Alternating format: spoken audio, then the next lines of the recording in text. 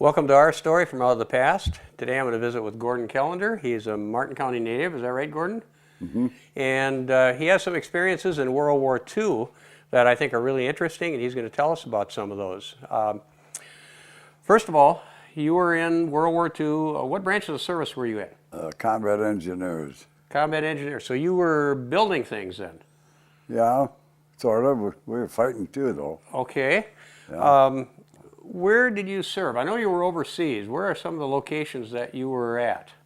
I was on Attu, in Kiska, in Kwajalein, in the Philippines, and Okinawa. Okay, Kwajalein. You showed me a picture of Kwajalein. Is that the Marshall Islands? Yeah. Mm-hmm. And you showed me an airstrip there. It was really kind of a nice picture.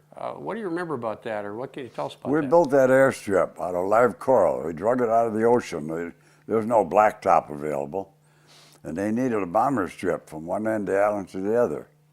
So we built the whole thing. So my company and two other companies, I was in A company, A, B, and C are the 50th Engineers. Uh-huh. We built that bomber strip all the way across that island.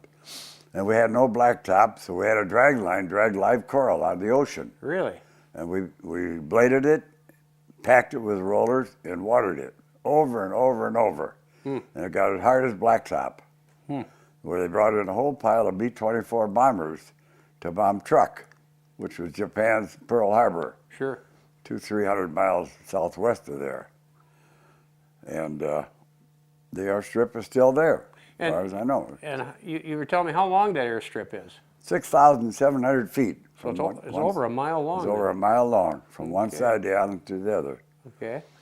And we had B-24s that tell you they could pack them on that island. Uh-huh. There were that many of those big bombers that took off of that airstrip. Now, you mentioned, too, you had some pretty interesting experiences, especially regarding one person that's probably indebted to you for saving his life, and he lives in this area. Yeah. Tell us about that experience. Yeah, his name is Gaylord Tapp. He lives northeast of Albert Lee. Mm-hmm. And we got bombed one night on Leyte in the Philippines. Mm-hmm. And so much gravel and stuff went in the air that he jumped in a foxhole, and it almost buried him alive. He couldn't even move. And I was in a foxhole, and two guys jumped on top of me, including Harold Johnson from Fairmount here, who used to run the garage, Uh-huh. and another fella from Cunningham from Tennessee. So they kind of protected me, but I almost got buried anyway. Because it was like a truck backed up and dumped a load of gravel on your head. There was that much gravel coming down. Sure. The bomb went off right across the road. It wiped out a little radar unit. We had just talked to the guys a few minutes before, walked across the road, and this airplane flew over with lights all over the top of it, all lit up. So nobody paid attention to it. Pretty soon it started bombing us. And that's how we got involved in it. So anyway, Harold Johnson and I and another fella, we had to dig Gaylord Tapp out with our helmets. That's all we had. Boy, that must have... On our hands and knees, and dug gravel out around him so he could finally move. You're still being shot at and fired at, too? Well, there was explosions going on all over the place because they bombed an ammunition dump a block from us. And there was a truckload of gasoline barrels that were exploding right in front of Gaylord Tapp. And it was pretty hot. He said, "Don't leave me, don't leave me." Is that how you knew he was there? He hollered out? He hollered at us, yeah. He couldn't get out of the foxhole. And if he even tried to move, he felt it getting tighter on him all the time. The gravel just kept sinking. So anyway, we got him dug out, and we pulled his arms out of him.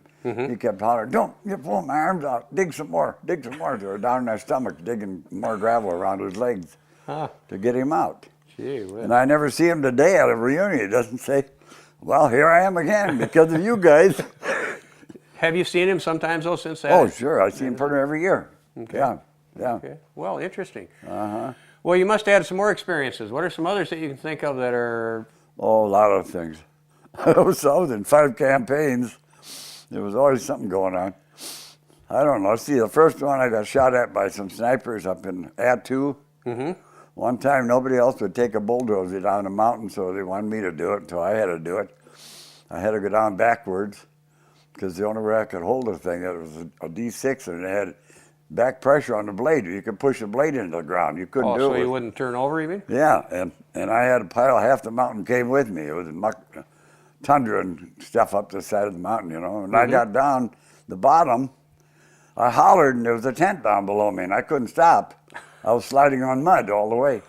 And there were some guys in the tent, and they hurried up and got out of the way, and I went right through the tent. I had to run over them. They were in bed. Yeah, But really, they got out of the way, though. They got out of the way, thank goodness. I hollered like mad. They heard something, they ran out. What crazy stuff. Did you happen to see any of the generals, like MacArthur or any of those people over there? I was on the beach on Lady when MacArthur came ashore. What was that like? Well, I was on a D8 dozer, and I just came around the corner and kicked the clutch out, and it was sitting there idling. I looked out in the water at the boat. Is that dugout Doug coming? I thought to myself. That's what they called him over there. And sure enough, it was MacArthur with a guy on each elbow helping him ashore.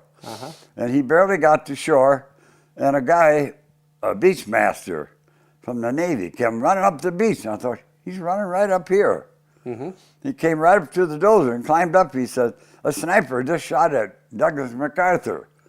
He said, they think it's in that last house that's standing there in Dulag, little town of Dulag, where we landed. He said, go knock that house down. I said, oh, sure, I love that, you know, with a sniper shooting at me. You were supposed to go do that with a bulldozer. Yeah, sure.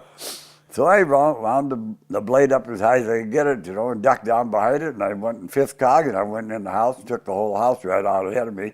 I never saw a sniper. I might have run over him. I don't know, the poor guy.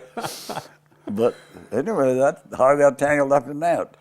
One time I was 6 feet from Franklin Roosevelt. Really? Where was that? Where was that at? We were standing in review, and I was right on the corner of a block, right on the corner of the curb. Was that overseas too then, or? In Hawaii. In Hawaii, okay. Roosevelt came over and reviewed us, and he went within 6 feet of my toes with a car. He was riding in. He was on the back seat, looking right at me, right in my face. Well, thank you, Gordon. Appreciate it. Yeah. And thank you. Glad for what you did. This is Lenny Tvedten for Our Story Out of the Past in the military room of the Pioneer Museum. Until next time.